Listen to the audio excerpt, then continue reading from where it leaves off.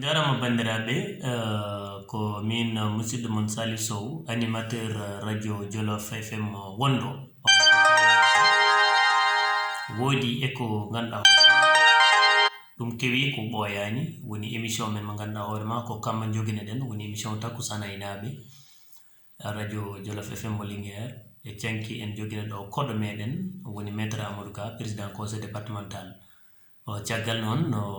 de min mbaɗɗum recevoir hamin pari min jewde muɗum ari galle meɗen ƴettuɗen engagement liggudade mum e nder département Linguére ko fati développement jomum en radio mo ganduɗa hoorema ko kammo liggotonoɗen woni Jolof FM mo Linguére ɓe noddi en ɓe mbi wonde tawde woni en beeɗidiri juuɗe e maître Amadou Ka e mo ganduɗa hoorema kay woni Samba Ndiobène Ka e nder département Linguére ɓe mbawatani gollidade e meɗen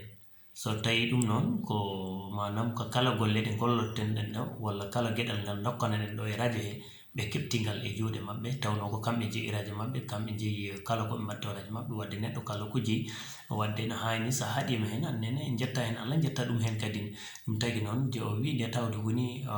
ɓe mbawa min gandumi ɗumen tan min hooram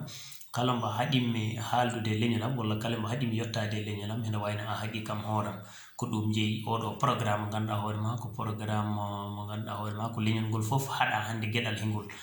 kodo leñol Pulaar foof haɗa gueɗal ngal saabu mbeɗa andi ko min goto wonɗo toon min joguinomo kadi ko min nahnannomo e ɓerɗe pulago he min nahnannomo kadi e